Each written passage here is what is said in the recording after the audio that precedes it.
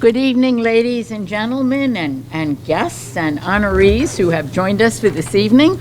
Welcome to the combined agenda and regular meeting of the Monroe Township Council on this date in May 2nd, 2022. This meeting is called to order. I would like us all to rise, please, to honor our flag. I pledge allegiance to the flag of the United States of America and to the republic for which it stands, one nation, under God, indivisible, with liberty and justice for all. Move this chair and I'm freezing to death. Roll call, please. Councilman Charles DePiero. Here. Councilwoman Elizabeth Schneider. Here. Councilwoman Rupa P. Siegel. Here. Council Vice President Terrence Van Zora. Here. Council President Miriam Cohen. Here. You want to just do the sunshine law into the record? Yes, I will. In accordance with the Open Public Meetings Act, it is hereby announced and shall be entered into the minutes of this meeting that adequate notice has been provided by the following. 1, posted on the bulletin boards within the municipal building on December 29th, 2021, and remains posted at that location for public inspection. 2, printed in the Home News Tribune and noticed to the Cranberry Press on December 30th, 2021. 3, posted on the Monroe Township website. And 4, sent to those individuals who have requested personal notice. In accordance with Chapter 3, Section 17 of the Monroe Township Code, public comment shall be limited to 5 minutes unless further time is granted by the Council President. Thank you. We have a number of proclamations this evening. By title they are, this is the 53rd Annual Professional Municipal Clerks Week, May 1st through May 7th. Monroe Township Day of Prayer on May 5th. Apraxia Awareness Day on May 14th. Om Parikh Day on May 15th. Emergency Medical Services Week, and I see many of you have joined us again this evening, May 15th through the 21st. Military Appreciation Month, May 2022. Congregation Beit Chaim 50th Anniversary Celebration Month, May 2022. It is my distinct privilege to introduce Captain Lisa Robinson, who will be doing a presentation recognizing an employee, Diane Korotcheck, for 25 years of service. Good evening, and thank you very much, Mr. President. Before we present Diane with her award, I'd just like to read a brief bio about Diane Korotcheck. Captain. Diane is a lifelong resident of Jamesburg.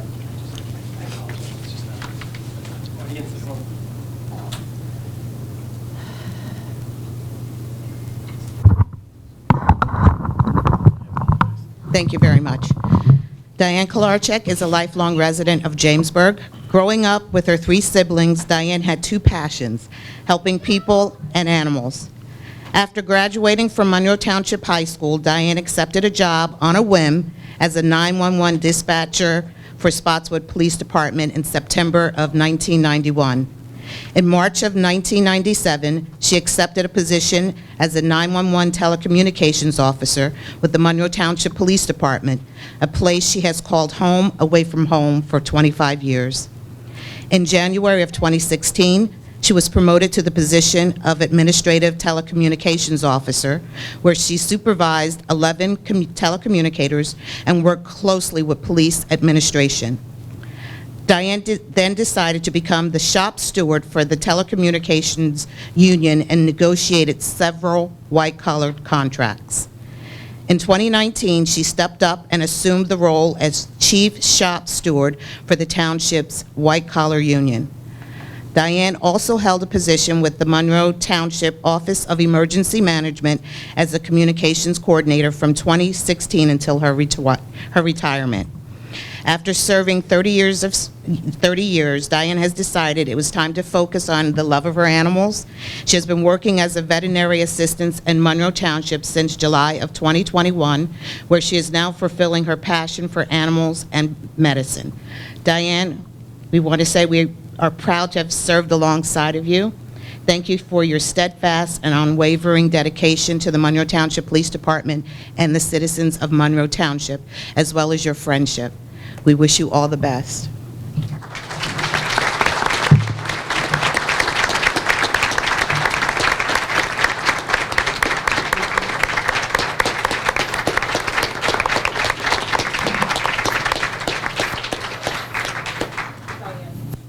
Would it, she needs a picture, at least one, maybe more.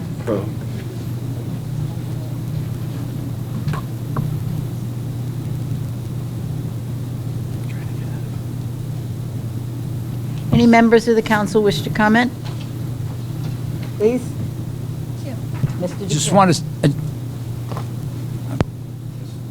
Yes, sir. We all need, of course, a microphone here. I just want to say thank you for your incredible, after listening to Lisa, it's incredible to see that you stay locally and you did a great, phenomenal job for us. Good luck with your passion and just say, can't say thank you enough as a councilman, as a citizen of Monroe for over 60 years. I just want to say thank you for your services. Thank you. Thank you. Councilwoman Schneider. Yeah.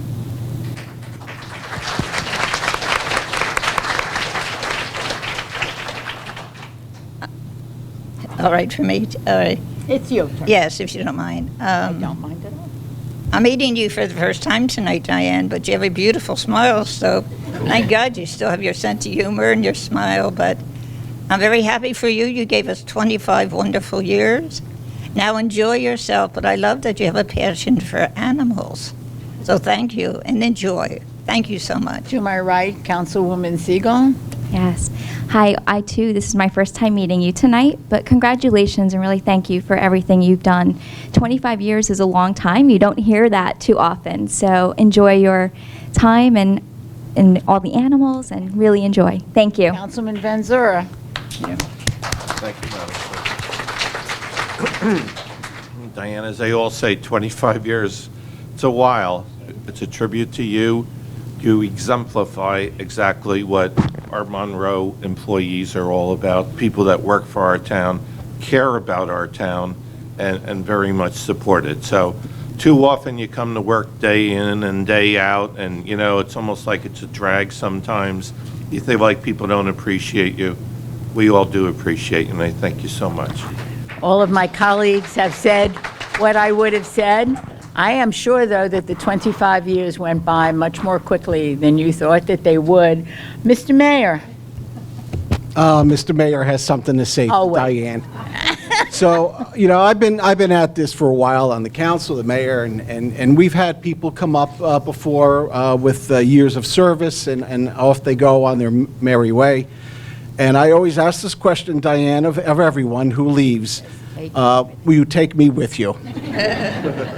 And I've yet to have that offer taken up, so the baton has been passed. But in all seriousness, your professionalism, your desire, your passion, and your leadership stands above many of the people who have come and gone here in the town, and to put in the efforts. We are blessed to have had you spend some time with us. Best wishes. Love you. And that's why he doesn't get taken up on his offer. We need you here. Diane, thank you so very much. You will have a wonderful rest of your life, you know. And Diane, those tears are allergies, right? Okay, just wanted to make sure. And it is now my great pleasure to introduce our mayor, who no one takes with them because it's important that he's here.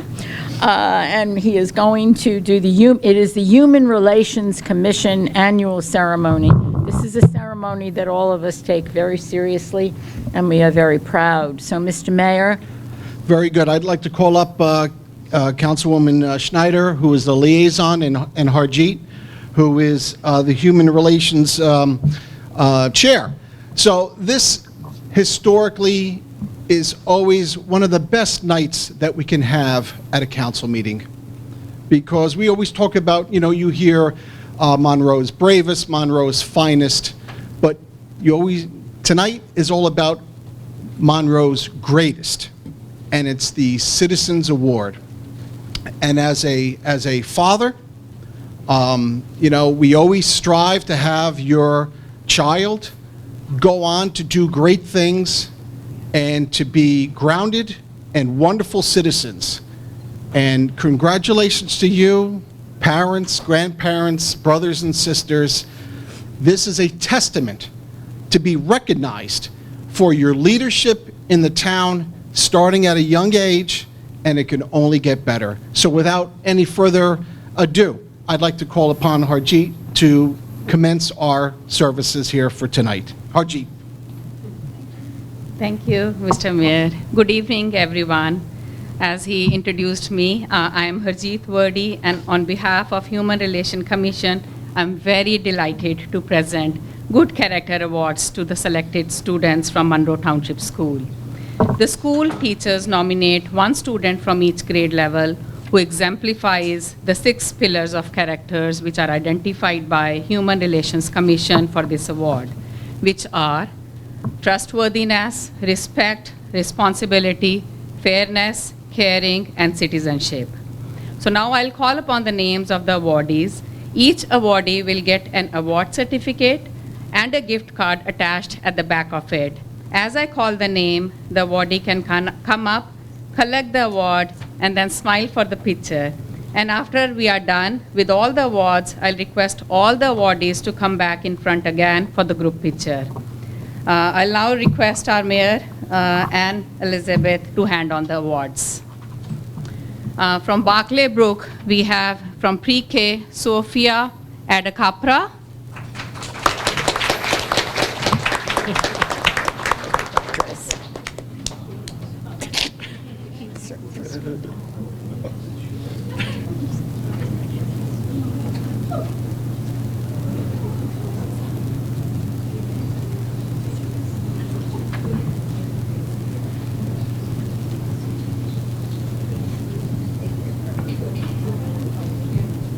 Kindergarten, Sean Davis.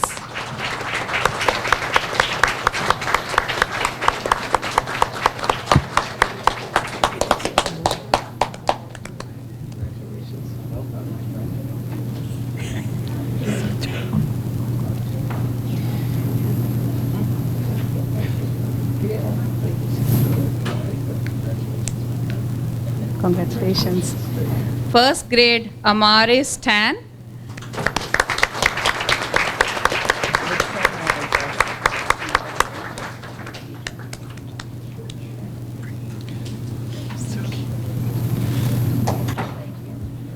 Second grade, Yash Anand.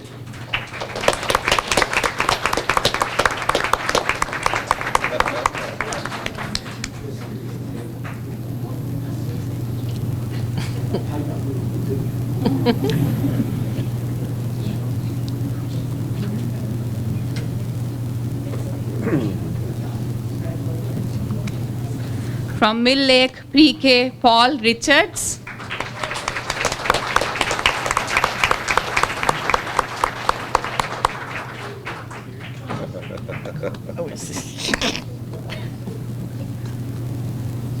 So scared.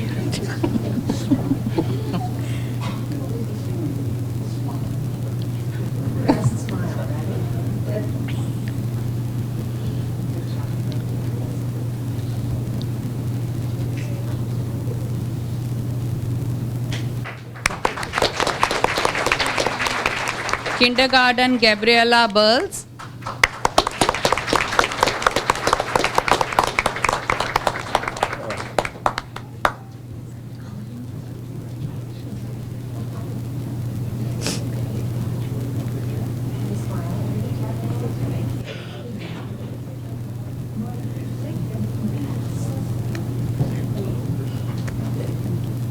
First grade, Robert Doughty.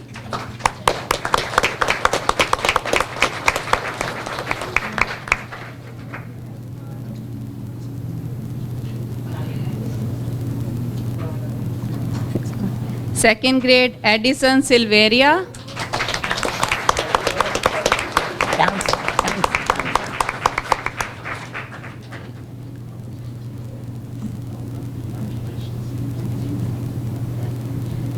Third grade, Brody Lalaya.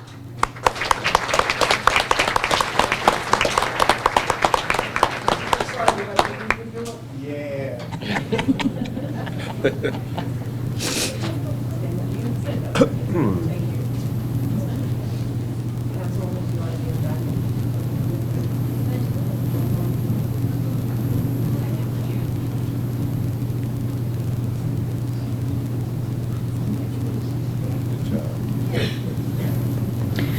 Oak Tree Self-Contained Grade, Jesse Hegulagada.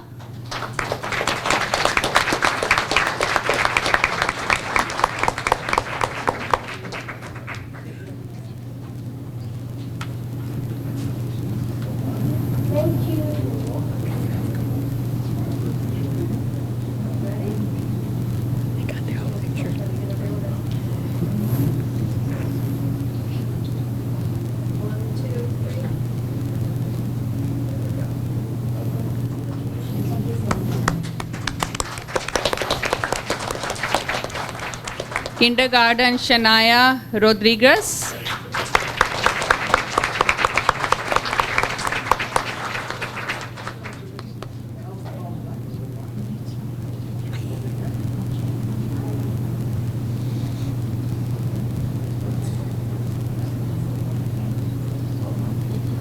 First grade Shaurya Malhotra.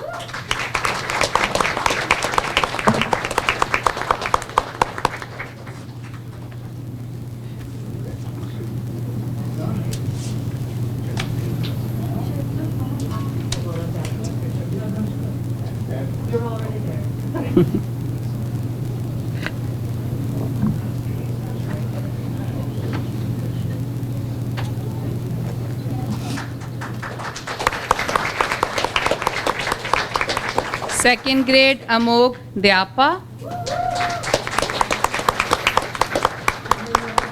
It's cool to be what? What does it say in the shirt? Cool to be kind.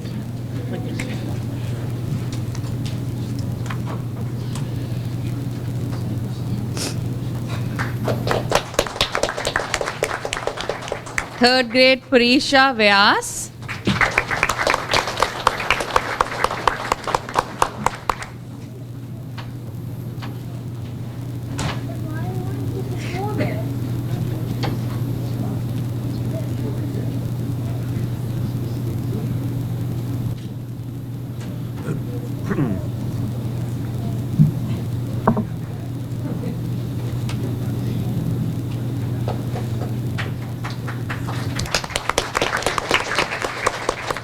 From Applegarth, fourth grade, Elijah Allen.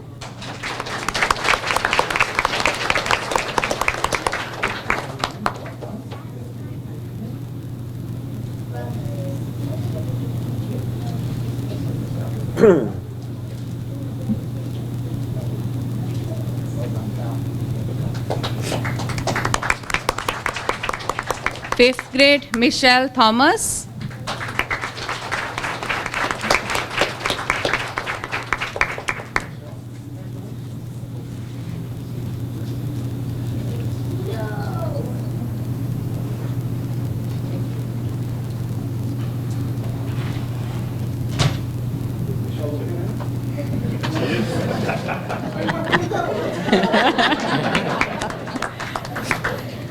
Brookside, third grade, Anna Perro.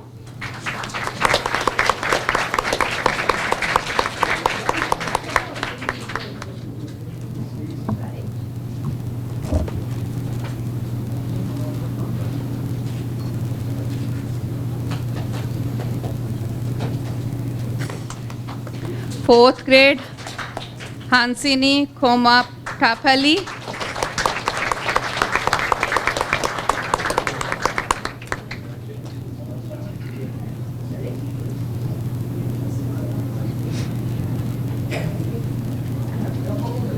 Great place to get your work done.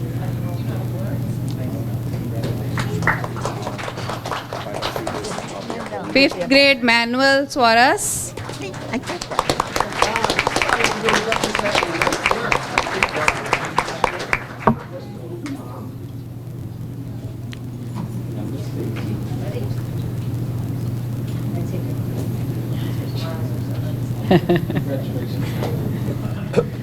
Woodland School, fourth grade, Maria Awad.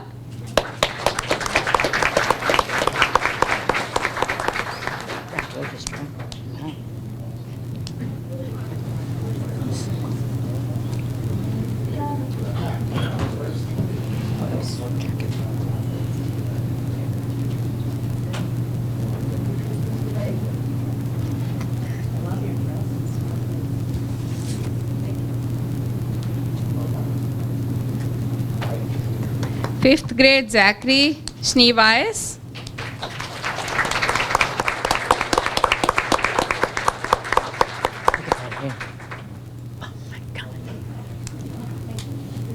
He's tall. There you go.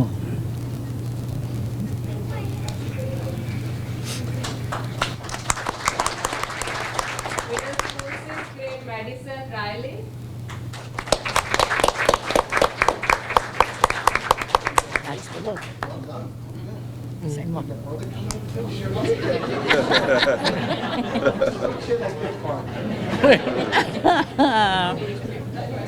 Yeah, I know. I got brothers too.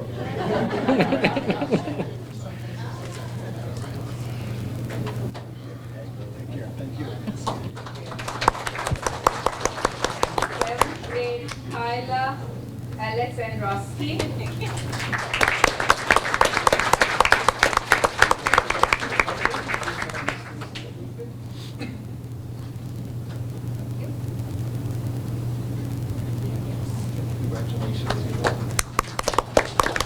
Eighth grade Alicia Chaudhary.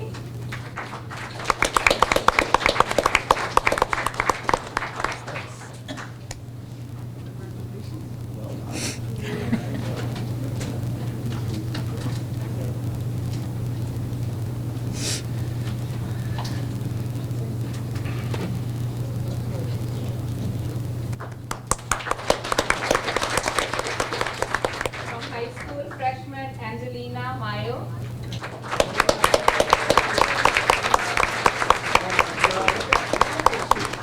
I know your parents quite well. Uncle? All right.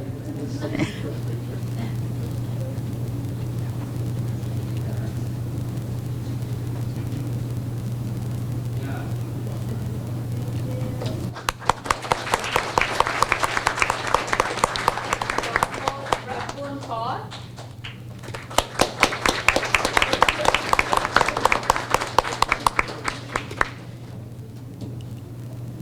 Been up here, if you've seen all the other team.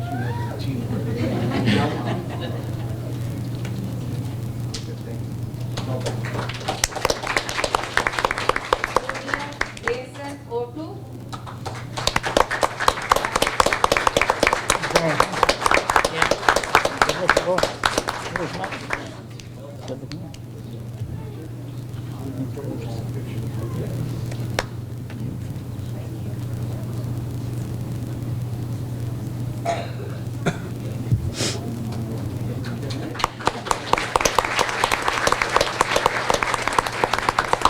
Senior Catherine Taylor.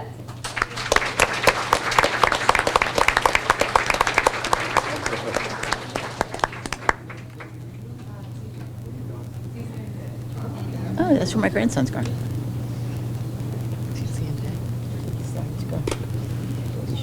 Western in Ohio.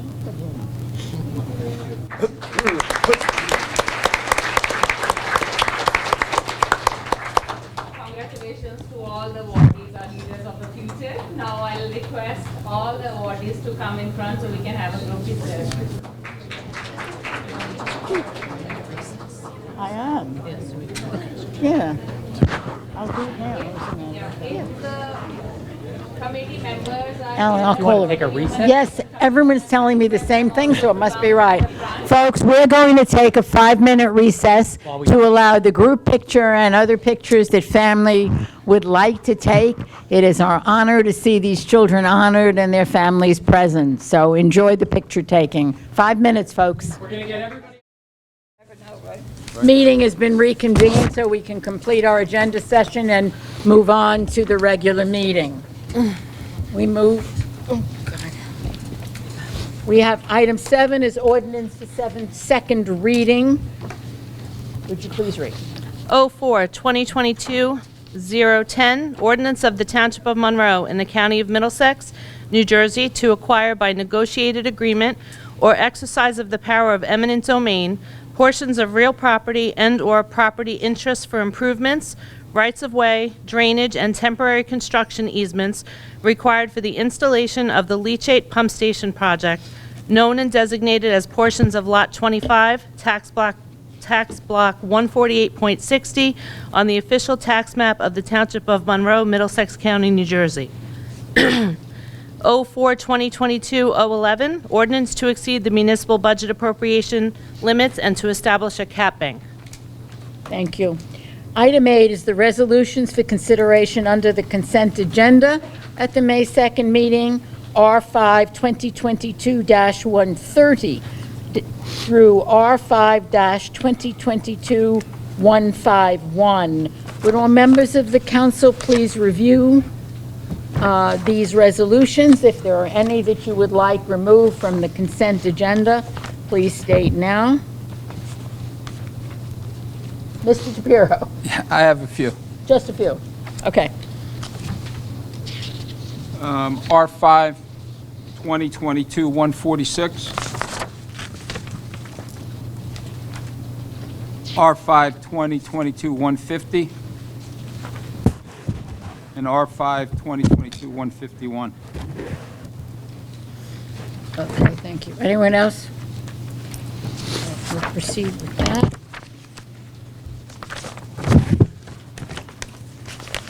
May I have a motion to open the public comment section? Please remember that your comments are limited to agenda items only with 5 minutes per speaker. May I have a motion, please? Motion open. Thank you. May I have a second on that? Second. Thank you. All in favor? Aye. Any opposed?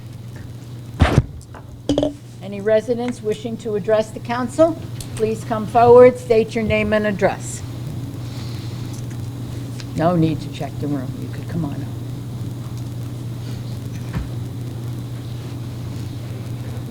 Prakash Parab, 33 Rayana Drive. Good evening, everyone. Mayor, evening, Dr. President, What is and your- everyone. Thank you. Thank you. Oh, yeah. I have just a clarification on R5 2022-131, the solar energy program. Very good program, 25% discount for the lower income and 20% discount. My question is how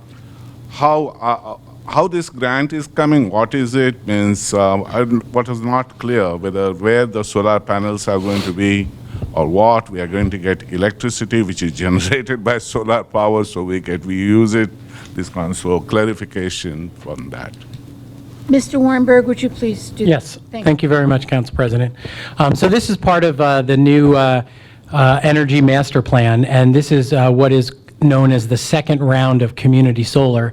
I guess when solar moved forward, they realized some individuals wouldn't be able to put solar on their roofs because of economic reasons or potentially because they share an apartment or a townhouse. And so they created an RFP, a request for proposals, for solar organizations to go around and try and find sites where they could create community solar and give the benefit of that community solar to the residents. And in the second round, Solar Landscape was selected, and they're going to be putting a large solar field, I believe, on the top of Costco, and that will create the opportunity for up to 800 people, and this will all happen in the fall or winter. It's an opt-in program, and we'll be putting out their information, and it'll be available, I believe, to Monroe or Jamesburg residents who can benefit. And it is a new program, so there's not too many details, even though it's the second round, but more is forthcoming. But with a resolution like this, encouraging it to be low, at least 51% low and moderate income individuals, and that can include young families or seniors, we are able to get to that maximum 25% supply benefit. And so there'll be a lot more information to come on this over the coming months by Solar Landscape in the community. And it'll be an opportunity for those who want to participate to enroll if they so choose. So, President, the question is, it will be by first come, first basis, only 800 residents means how it will be? Correct. First, okay, thank Correct. you very much. You're most welcome. Anyone else wishing to address the council? Please do so.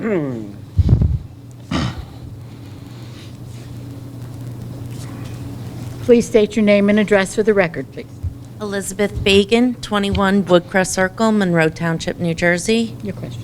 I just have a quick question. Did you say these are going to be on the top of Costco? Is it? I'm sorry, your question is this relates to the previous question regarding Yes, solar panels? yes, the And solar. where will they be placed? Yes. Yeah, that's my understanding. Mark Razumowitz, who's here, unfortunately not here, would be able to speak more, but a lot of places are putting them on, on the roofs and other areas. A lot of community solar is happening on landfills and a variety of other places as well. So if Costco is putting our community solar panels on their roof, what are they getting for it? Probably tax credits. Correct. So, and again, I'm not the expert in the community solar round 2, but a lot of different places applied all across New Jersey, and there is definitely a benefit to Costco and the owner of the building. But with community solar, there's also a benefit to the residents, and because they were successful, those benefits now, as I understand it, are limited to Jamesburg and Monroe residents because of the proximity to where the solar panels will be.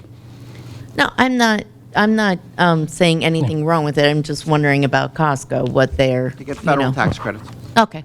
Federal, no town? No, federal tax credits. Okay. Yeah, no town. Okay. All right, thank you. You're most welcome. Anyone else with a question, please?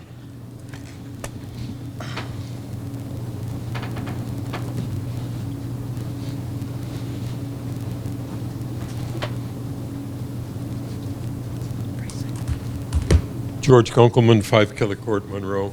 I have a question, Madam President, about Yes. The ordinance 010, and that has to do with the acquisition of land necessary for the pump station. What is the current status of the acquisition? Here? Well, we couldn't do anything until we got this ordinance passed. So other than the fact that we've circulated a draft of the easement, and obviously the pump station has been largely designed, we really don't have any authorization to do anything until this ordinance passes. Right, I understand that, but is there an understood price as yet? Right now, BFI's position has been that they are going to give us the easement, so I don't know that there is a price involved. But once again, I thought as that far was as private property here. well, the answer is that this is the ordinance Yeah. that needs to be adopted in order for us to acquire it. But by acquiring it, that means that we acquire an interest in real property. So is that the only easement required for this project? Yes. Thank you. You're welcome, thank you. Anyone else wishing to ask us a question at this point on these agenda items? Hearing and seeing none, I'd like to request a motion to adjourn the agenda session. Who made the motion, please? Make a motion. Thank you. Second? Second.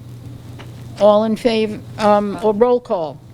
Oh, we're closing the public session. Closing public, we have DePiero. All in Schneider. favor? Aye. I knew this was Aye. happening. Any opposed? Nay. Now can I have a motion to close the agenda session? I make a motion. Thank you. Okay. A second on that motion. Second. May we have a roll call, please? Councilman DePiero? Yes.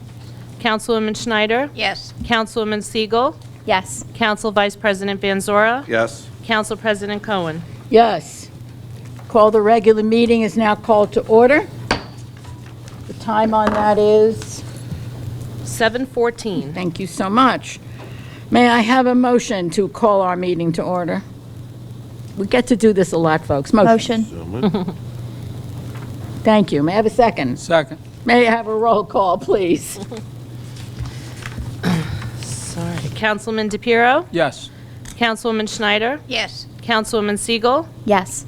Council Vice President Van Zora? Yes. Council President Cohen? Yes. We are regularly in session. May I have a motion to approve the payments of claims per the run date of April 26, 2022? So moved. Thank you, Mr. Van Zora. Second on that, please. Second. Thank you, Ms. Siegel. Roll call. Council President, I have a question. Sure. If I can ask our township attorney, after reviewing the bill list, I've noticed that one of our commissions purchased gift cards, and it was in the amount of $900, and I'm a little confused, like who's getting these gift cards, who authorized for a commission to purchase gift cards, and I'm just uncomfortable with that when I read it on the bill list, and I'd just like to ask our attorney. The councilman actually raised this question last week. I appreciate it. I'm kind of gathering the information to determine what it is that the purpose of the gift cards are. Mr. Weinberg may know better than I do. And once I take a look at it, if we're not doing it the right way, then we'll correct it. And as I indicated to you earlier tonight, I'm just starting to look at it because I'm just trying to gather facts as to what exactly we're doing. Right, because when I look at this, in the past, I look at it and say, why don't we just give whoever a check like we do on all the bill lists? So that's when it just popped off the page, and I said I just have to ask that question.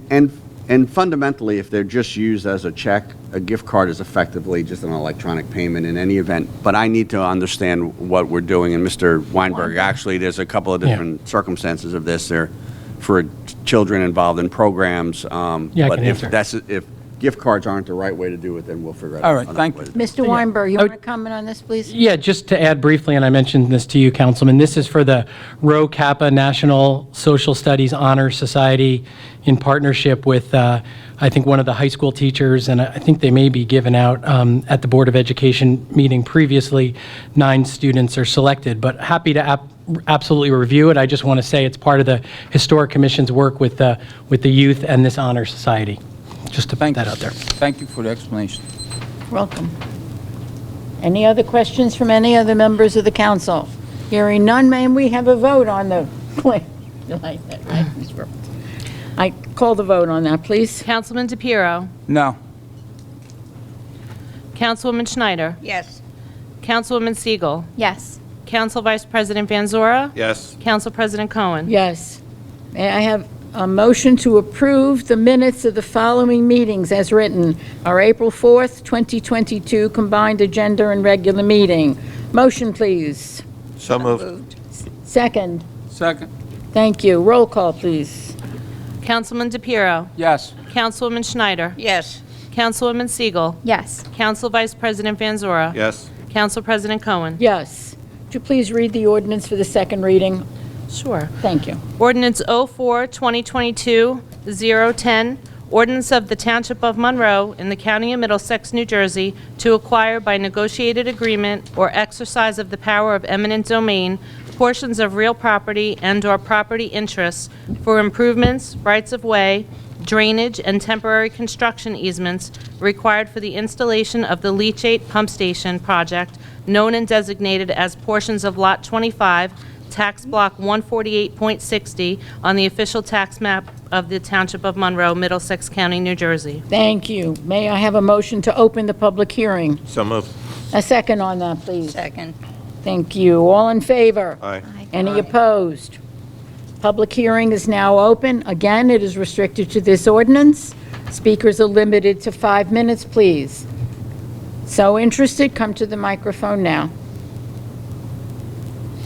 Hearing none, I'm going to entertain seeing none, I'm going to entertain a motion to close the public hearing. So moved. Thank you. A second on that. Second. Thank you. All in favor? Aye. Any opposed? No. Motion to adopt. I'll make the motion. Thank you. May I have a second on Second. that motion? Second. Seconded by Mr. Van Zura. Roll call. Councilman DePiero. Yes. Councilwoman Schneider. Yes. Councilwoman Siegel. Yes. Council Vice President Van Zora. Yes. Council President Cohen. Yes. Next ordinance, please. Ordinance 04-2022-011, ordinance to exceed the municipal budget appropriation limits and to establish a cap bank. Motion to open the public hearing. So moved. Oh, does one want to be the seconder? Second. Thank you so much. All in favor? Aye. Any opposed? Good. Again, 5 minutes addressed to that ordinance. Under discussion only, please come to the microphone, your name and address for our records. Thank you very much. Prakash Parab, 33 Dana Drive. Yes, Dr. Parup. Can you please explain this approximate exceed? What exceed means? Are we increase? Can you explain what this Sure. is, please? Thank you. That will be Mr. Weinberg's turn. Sure, thank you. You're welcome. So just very briefly, this is the 1977 Appropriations Cap, which limits appropriations to 2.5% or 3.5% if the council allows for another 1%. This is commonly done every year by each department, and by each municipality, and it allows us, particularly a municipality like Monroe Township that's growing, to take full benefit of the cap so that we can provide services within the township. That additional 1% cap would allow us to have $465,000 towards the bank. We are under the cap, and we would be carrying forward $625,000. This is sometimes often confused with the levy cap, which is, raising taxes or taxes. Right. That is a 2% cap that was put into place in either 2009 or 2010. Obviously, our tax rate is going to be flat, so that's there's no adjustment for that. But this is something that we do and most towns do every year on the spending side to make sure that we protect that opportunity, particularly in a growing town like Monroe. President, what I was thinking, I'm okay with it, just clarification. Cap to bank, this terminology is... Terminology? It's pretty, we do have used it before. This- No, I'm just Yes, asking, same. please explain Right. what is a layman. Yeah. No. Do you want me to explain that better? explanation? So- or did you want Yes, it yes, further? please, yes, Okay. please. Oh, you understood that, or you want to further? No, I towards the bank, maybe we are putting the money in the bank. No. I don't understand Not- that. not- I apologize. So there's a cap, literally a limit on the amount your appropriations can go up in any given year. So that's, when we talk about a cap, the 1977 cap was the first cap that they did in New Jersey. So that caps what we can spend on certain line items in the budget. Not everything's in the cap, as opposed to the levy cap, which limits the amount of money we can raise, but they're both caps. Okay. So this is a cap bank, and don't think of it as like we're taking money, we're actually putting it in a bank.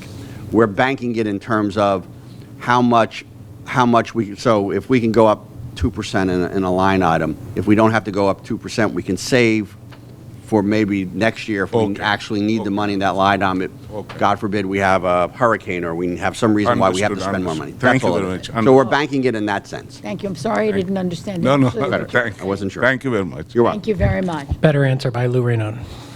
Sorry. That's why he's here. I know George didn't approve of my answer, but, You okay with that, George? Okay, good. Anyone else wish to comment? Anyone have a question? No one does. May I have a motion to close the public hearing? Motion. Make a motion. Thank you. Second. Second. All in favor? Aye, folks, would be helpful here. Any opposed? None. Good. Now I would like a motion to adopt ordinance 04-2022-011. Motion. Thank you. Second, please. Second. Thank you. Roll call. Councilman DePiero. Yes. Councilwoman Schneider. Yes. Councilwoman Siegel. Yes. Council Vice President Van Zora. Yes. Council President Cohen. Yes. Item 5, please note. Resolutions for consideration under the consent agenda, R5 2022-130 through R5 2022-151, with the exception of R5 2022-146, 150, and 151, which will be considered separately. May I have a motion, please? So moved. Thank you. May I have a second on that? Second. Roll call. Councilman DePiero. Yes. Councilwoman Schneider. Yes. Councilwoman Siegel. Yes. Council Vice President Van Zora. Yes. Council President Cohen. Yes. Please do the next. Resolutions removed from the consent agenda for consideration. Resolution R5 2022-146, 150, and 151. Motion. Motion, please. Motion to approve. Thank you. Second on that. Second. Thank you. Roll call. Councilman DePiero. Abstain? Councilwoman Schneider. This is where they're being withdrawn? Yes. No. No. No. We're No? voting to adopt them. Oh, I'm sorry. This is the resolutions that were pulled That from were the Yes. original removed consent from agenda. consent. Yeah, yes, Yes? yes. Okay. Councilwoman Siegel. Yes. Council Vice President Van Zora. Yes. Council President Cohen. Yes. I don't know who's so popular tonight. I'm so glad it's not me whose phone went off. Okay. We now move to item 7 on our agenda. I notice we are putting things in position. It is Mr. Mayor, you have a Mayor. budget presentation that I'm looking forward to seeing. And there's a handout for all the council. There's a handout for all the council people. In front of you. All should have seen it. Hi, folks. Did you have your own, or do you need to No, share? I didn't get one because I'm not a member of it. You want to share? Ready. Lucky number 7 on the agenda. You get to hear me give a real quick down and dirty lecture, right? I've heard that. All my students are Rutgers, right? All they want is something quick and clear and concise. Well, we got I out will early, deliver the Professor. goods. That's what they want to know. For me, the intent, the purpose of this, obviously, is this is the process that we take budget-wise here in the town. It starts with the administration, speaking with the department heads, coming together about, what we're going to spend, what we budgeted for, and then the department heads get together with the administration, and the administration, under the auspices of the mayor, presents the township budget. And then it gets introduced like it is tonight. All it is just a formal introduction. Hello, here's the budget. And it's time for the council now to go through that process to continue the baton. So for me, it's just, the intent is just a little bit of a theme of how I'm looking at the budget. Just a little taking the temperature of the township, what we're doing for the residents, and then as we move forward with this process, again, next month at the meeting will be the open public hearing for it, for the citizens as well to espouse their opinions on it. So the agenda, just again, that theme of affordability and tax relief.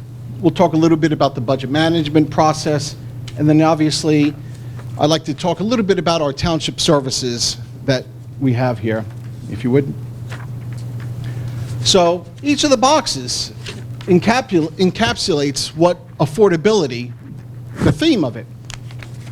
We will not have a tax increase on that municipal budget this year. I thought it was important to continue being cognizant of what we've all been through during the last couple of years now with the pandemic, all tightening our belts, all experiencing issues monetarily, and I felt should not be any different than what we do here in the town.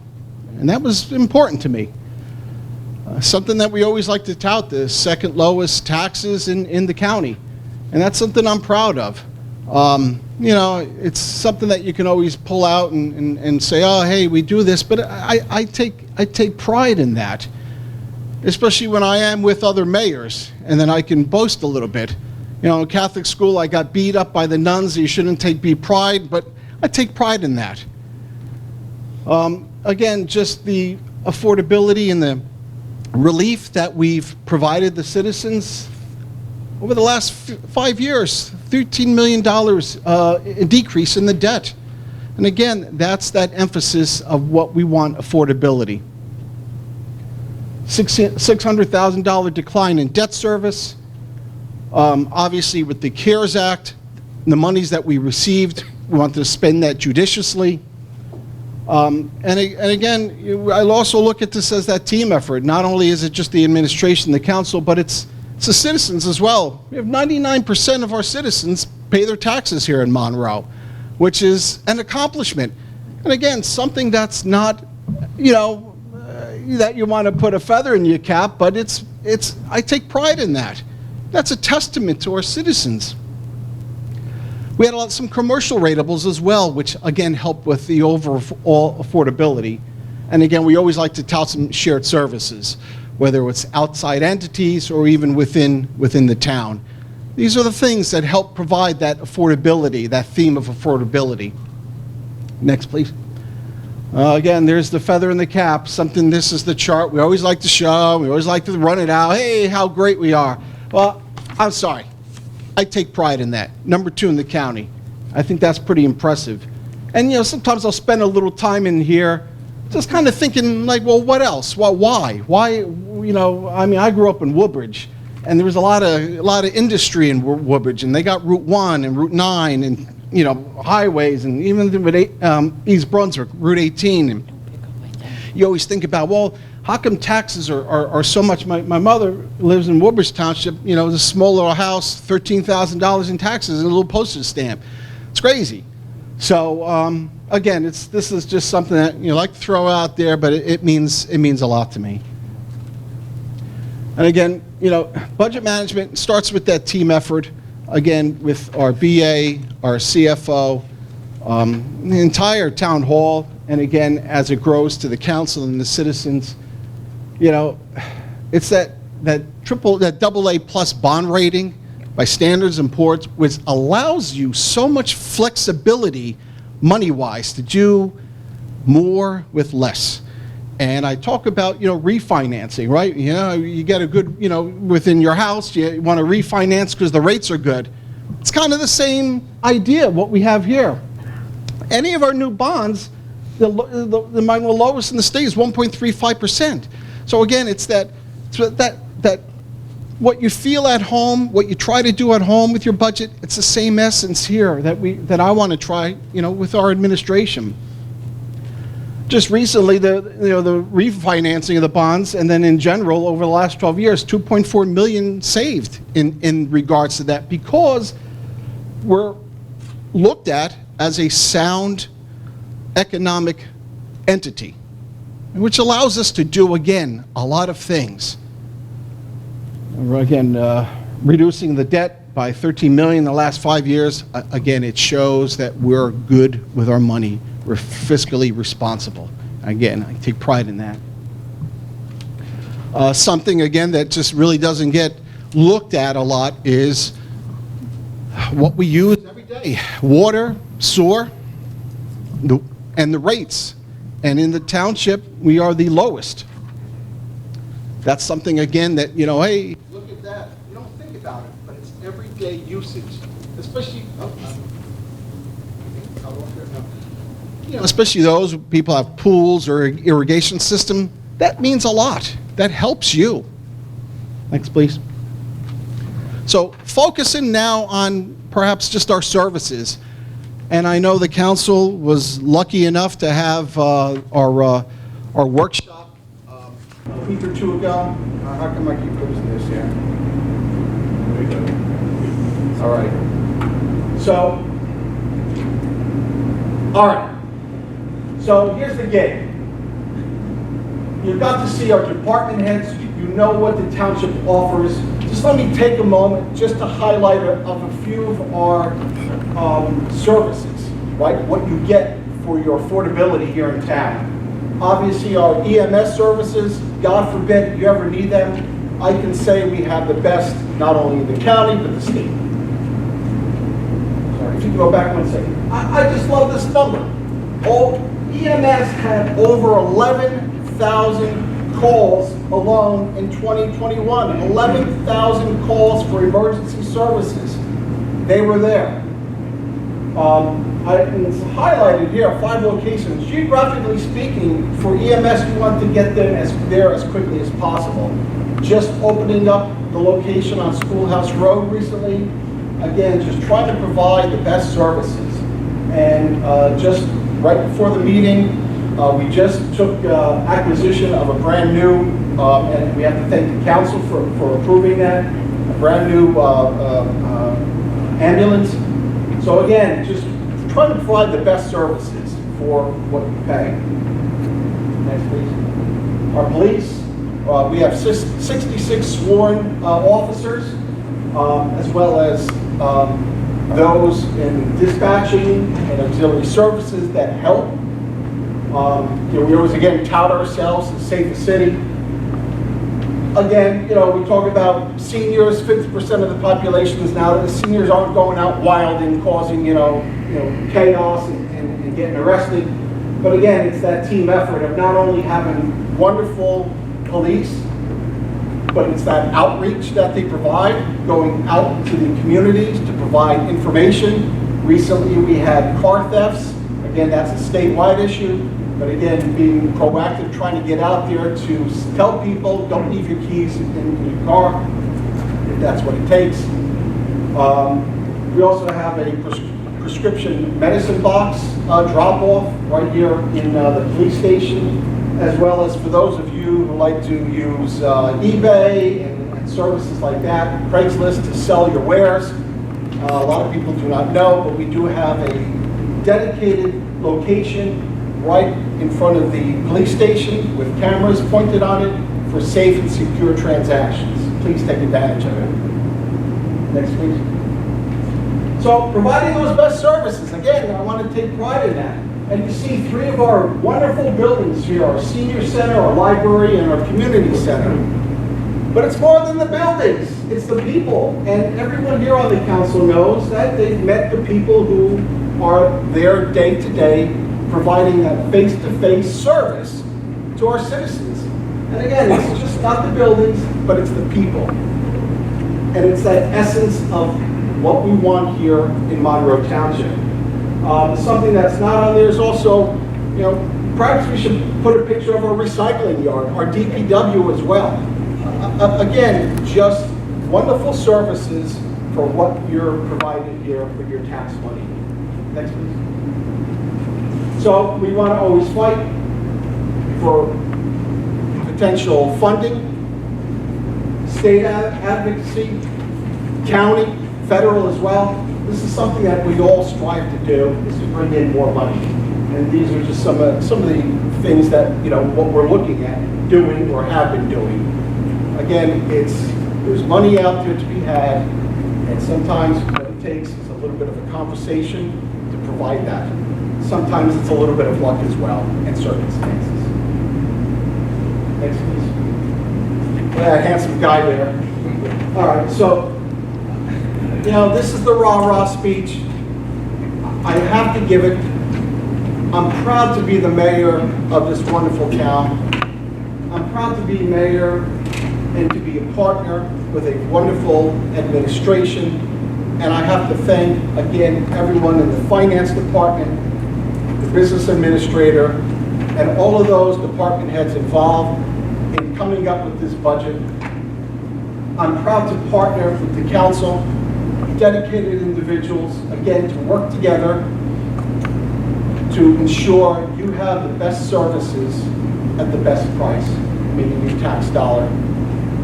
And I'm proud to be mayor to the citizens of Monroe.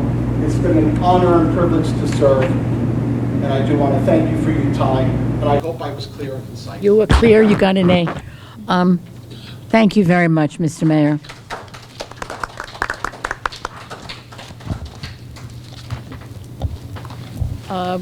Mr. Weinberg. Yes. Sorry, You have a plethora of papers, just getting to the one. Off. You're just still thinking about There we go. There you go, he's Thank you. pondering. Thank you very much, Council President. Just to echo what the mayor said, I do want to thank the Finance Department and their staff for helping to put this together. The mayor and council who will be working on this as we go forward. As the mayor mentioned, staying at 48.9 cents is very important, and continuing to try and be the second lowest overall effective tax rate is important as well. Just a couple items from the agenda. We did receive 12 bids on Costco Drive, which is exciting when we get that many bids. We always know we get a good price, and in this case it was about $575,000 if I recall. And I think it's also important to note that this was a grant that we received from the state, and the grant is in excess of $600,000. So we should be in really good shape on this. It's really a good thing, and it helps with our effort to try and increase local aid. I do want to mention that we did get a notice on Friday that the county will be paving Buckaloo Avenue from Grace Hill Road to Schoolhouse sometime in mid-May. So look for a nixle on that for county paving. I did want to talk a little bit about the solar landscape program, but I did get to speak about it a little bit earlier with the good question from the resident. So more to come on that as we move down the road and hear about how residents can sign up for that, and that again is an opt-in. There are a couple items on here under utility investment that are exciting. We have a painting of our half-acre tank, which is not just to make it look nice, but to extend its life and to help it move forward. And we also have an item on here with our well 25, so those investments are important. And I'll just close by just reminding folks that we're looking for seasonal parks and public works employees. If anybody knows anyone, please reach out to Human Resources. And we still need a couple of additional summer camp counselors. Anyone who's at least going into sophomore year for this fall would be welcome, so reach out to the rec department. Again, still looking for a few camp counselors, and anyone interested in seasonal parks or public works positions as well. Thank you, Council President. Thank you very much. Now, our engineer is unable to be with us this evening, so we will be skipping that report. We'll move directly to council reports. Start with Ward 1. My colleague, Councilwoman Schneider, please. Well, tonight, with the mayor, what a pleasure for the Human Relations. I think what's great about the awards we gave out tonight to the children from pre-K to 12 is what they're picked on as character, and their teachers pick them. So as the liaison to the Human Relations, this is my yearly pleasure. But I'll also report on the Commission on Aging. I think the mayor said it. It's not just a building at Senior Center, it's the people inside. And I just want to give you some of the stats and what they do. On social services for the month of April,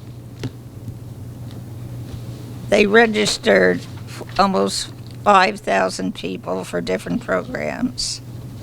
On social services, they serviced 230 people. On transportation, they have 179 trips. Medical, 537. Princeton Shuttle, 134. Freehold Shuttle, 240. Senior Center Shuttle, 164. I think even though we don't seem to increase our staff, it's just remarkable, the wonderful service and how they're able to take care of all these people. And, excuse me, now there's an in-town shuttle expanded service, which I think is wonderful. It includes the disabled. Our first request came in for an autistic resident, and we were able to get them to the library. So we're glad to have this opportunity to serve the disabled. Excuse me, my allergies, I do apologize. It's been a wicked year for me. Over the weekend, we had the replenish, where they replenished the food pantries at Park and Ride. And it's amazing, because I stopped over it was from 10 to 2. And the kindness and the people in Monroe Township, I applaud them, because they were just wonderful from the people I talked to, how they helped us replenish. And I know Mayor Baulina had a new wellness campaign, which I thought went very well a week ago Friday. It was fun. I was so impressed with the people that came out to ride the bikes and the people with their children. I gave out with the council presidents healthy snacks. We didn't ride, but 10 years ago I think I would have rode. But I think it's a wonderful idea, and the people, they were just, it was just a wonderful idea, and I thank you, Mayor, for that idea. The library now is offering walk-in notary services. Anybody who needs anything notarized, you don't need an appointment, and it's free of charge. And the community garden vegetable and plant sale, they'll be scheduled for May 14th. They'll be selling plants. But I think, like the mayor said, the services we give in Monroe are phenomenal. I'm very proud of being on the council and and with our employees. We really do have good employees, so I thank all of you. That's my report. Thank you. Ward 2, Councilwoman Siegel, please. Thank you, Council President. I want to piggyback, I would just want to really thank the departments for the presentations they did for us a couple weeks ago. It was so informative, especially as a new councilwoman, to hear all the work that goes in and day out, and to also learn all the things that they were doing during COVID to be creative and to come up with ways to make sure that the valuable services that we needed in our community continued and were not interrupted. So I really thank you all for what you shared and your dedication and commitment, especially in times where things were unknown. I thought it was very creative where the clerk's office had parking lot marriages and the rec center with just coming up with ways to keep the social piece going with the community movies and outdoor movies. So again, thank you. And a couple highlights I want to share from some of the commissions that I am a liaison to. There's a lot of activity going on. The Cultural Arts Commission just had auditions for summer theater. It's coming back this summer. They just had a great turnout of people from all different ages, and they're doing Once Upon a Mattress. Mighty Oaks are presenting this summer, July 21st through the 24th. And yesterday, I had the opportunity to go to the Historic Preservation Commission's first open house at Dye Farm, which they had an amazing turnout yesterday. I think it was a record number, they said, for an open house. And I really have to thank DPW for keeping the grounds the way they did. I had so many people come up to me and tell me just how beautiful everything looked over there. So a thank you to them. And a lot of social media outreach has been done through the commission, and there were a lot of people that came from different parts of New Jersey. And I actually had the opportunity to meet a descendant of the Dye family yesterday, and she was sharing some stories, and she happened to be part of the first, graduated from the first class of MTHS, the old MTHS. So I thought that was really interesting. And if you're interested, they have the dates and the times when their open houses are, but they run the first Sundays from May through October of each month.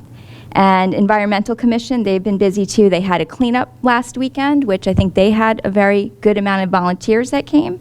And I know a big reminder this week is Bag Up New Jersey, single-use plastic bags May 4th. So just a little reminder, I know they've been working hard to get the word out to the community. And that's my update. Thank you very much. Councilman Van Zura. Ward, Councilman at Large, my partner on the other side over there. Thank you, Madam President. First of all, I do want to compliment the mayor and the administration on the presentation of the budget for the upcoming year. This would be our second year in a row of no tax increases, and I know there's a lot of hard work and thought that went into it. So my congratulations in that regard, and hopefully we can get that through without any issues. Second thing I wanted to mention, I was very happy to see the program with the solar energy issues that had come up, and being able to take advantage of that. And I also want to encourage our administration to continue to search for programs that not only aid the individuals like this do, but also help our environment. With all the things that are going on nowadays, environment's probably one of the last things that people are thinking about, but continues to be an important topic, not necessarily just locally, but throughout. It's our world, it's our earth.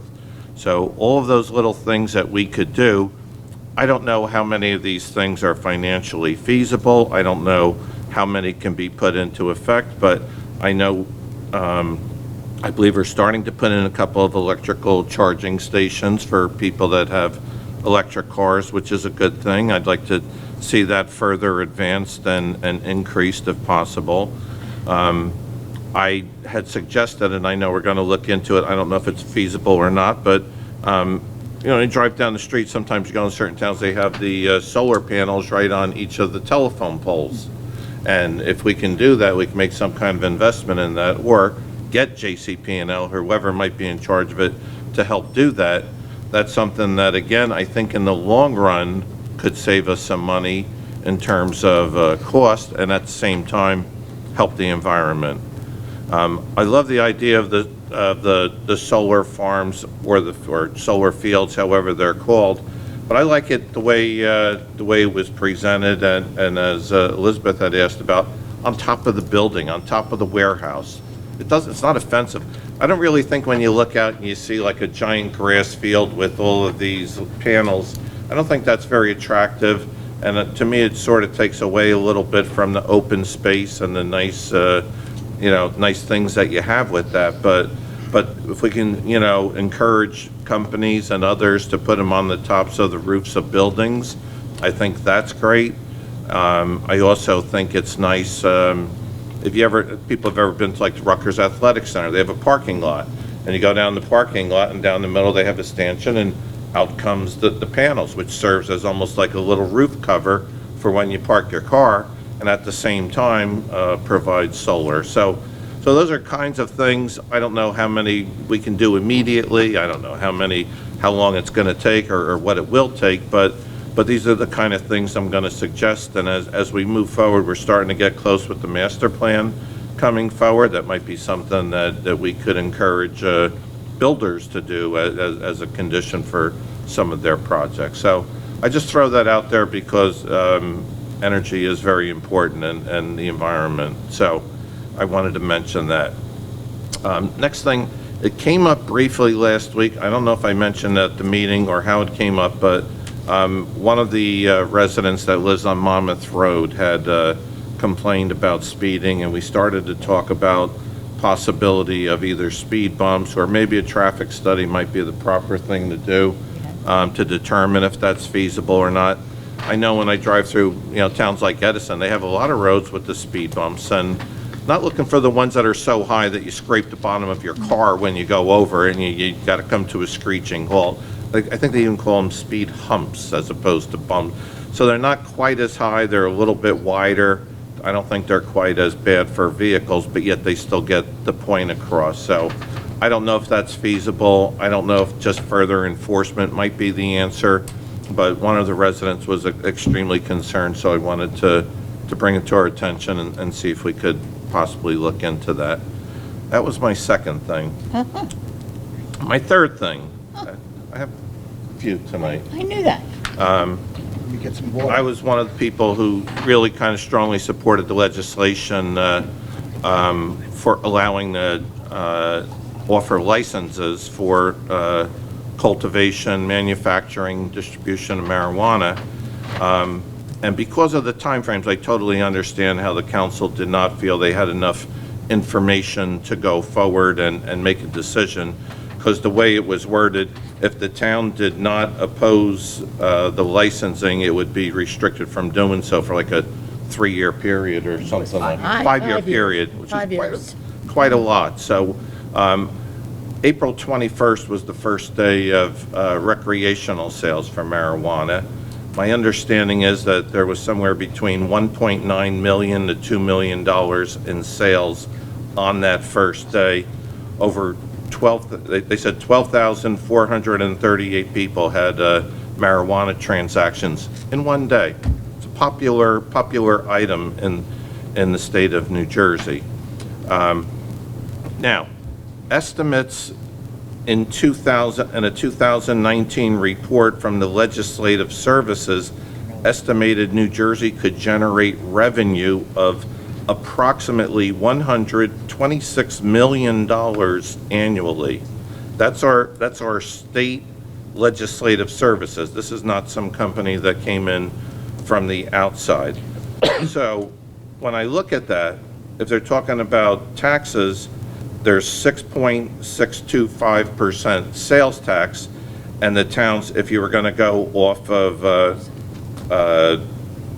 the licensing for retail, each town could charge up to 2%. If it was for the other things like manufacturing and the others, it's 1%. But let's just say, just to throw out there, for example, there was a 2% if we had a retail facility. That means that the total taxes, if my math's correct, would be roughly 8.625, that being the 6.625 sales and the 2% for the local town. So out of that 8.25, roughly 23% of it, the 2% over the 8.625. So that comes out to 23% would go locally. Now, go back to that number, $126 million a year. What is 23% of that? Roughly $29 million, okay? Others have projected that the amount of tax income from marijuana sales could go up to as high as $300 million a year. We don't know where it's going to go, but the range somewhere, if it was $300 million, there would be $69 million going local, roughly. So somewhere between $29 million and $69 million will be going to towns, and that would be wherever the dispensaries are.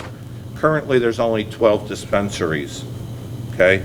There will be other dispensaries, so each town's not getting that amount of money. But let's just say there was only 12 this entire year. That would mean that each town would be getting somewhere between 2.5 million to, 5 million per town. It's nice chunk of, a tax revenue. So we're still at an early stage. I understand we're still at an early stage. I'm not saying that, okay, tonight we have to go out and let's pass this ordinance, let's do this, let's do that. But I think we need to be keenly aware of where this is going and the direction it's headed.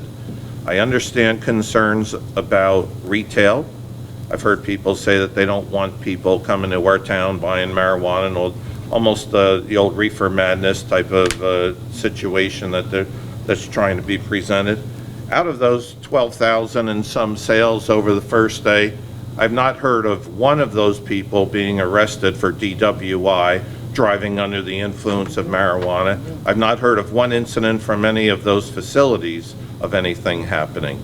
Again, that doesn't mean that it might not happen as it goes forward, but I think the degree of alarm is far greater than the amount of potential Is this your good closing that it argument does. on this now? Huh? Is this your closing argument on this now? That's the end of the marijuana Thank speech you. for the moment. but For I'm the not moment, done I know it's speaking. got. If I could have Of course, a little bit please. more time. Please. Okay. My next topic is Ukraine. Today is the 68th day of the unlawful invasion of Ukraine by Vladimir Putin and the Russian military. I mention this because it's my strong belief we have to continue to stand strong with the Ukrainians in the fight to maintain their homeland. I applaud our government and other governments for the aid that we've sent. There's a couple names I just wanted to mention. First is a person by the name of Willie Joseph Cancel.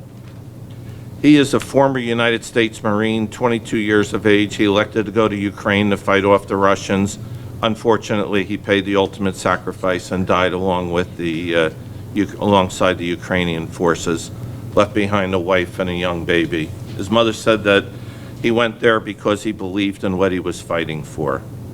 The second person I wanted to mention is Oksana Baulina, who is a Russian journalist who was killed in Ukraine while she was filming and trying to document the amount of damage that had been done from an earlier Russian attack in Ukraine. And I mention these people and I mention her specifically because most people in Russia have no idea what's going on in the Ukraine. Vladimir Putin has chosen to block off the free press. Anyone who even reports on Ukraine, even if they report truthfully, faces 15 years in jail. So it does show the importance of a free press, and if you simply don't believe with something, that does not make it fake news. It just means that it's news. So we need to stand up for what's right. These two people, each in their own way, stood up for what was right. So I just want to salute them for that, and I think it's important to also keep this in the forefront. And I have one last item. Oh, go right ahead. Thank you. I You're appreciate that, Madam President. You knew that. I'd rather end on a more positive On a positive note. Okay.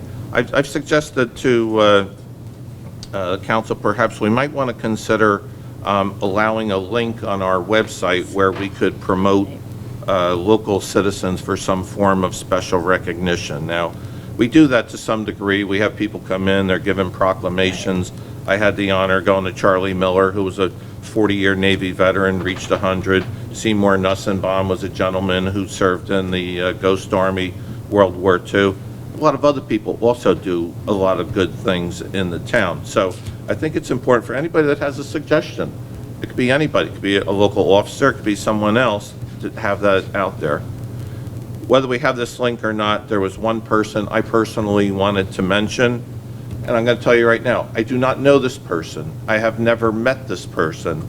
Her name is Nancy Kenitra Fichtelberg, if I'm pronouncing it correctly. She has put together something called Soup for Rossmore Seniors. This woman gets up and cooks every day. Says that she gets up around 3:30 in the morning, sometimes cooks till 6 o'clock in the evening, and is committed to giving soup to people who need it and people who want it. started, I guess, with one of the hurricanes, but she's continued on, and there's other people that have now joined in to help her. Chicken soup, vegetable soup, bean soup, chili, pasta with meatballs. Feeds probably 300 people per week. 300 people per week who are not asked to offer any money whatsoever to pay for it. This is something that they come from. Some others have helped her. Some other people have contributed things. She's been able to get, I think on Easter, one of the restaurants helped contribute.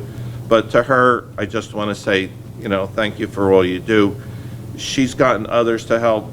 I just think it's one of the most impressive things. So this, again, is one of those Monroe helping Monroe things. So not necessarily as a council person, but just as a citizen, I just want to say to her, thank you for all that you do. And that's all I have, Madam President. Thank you so very much. Thank you.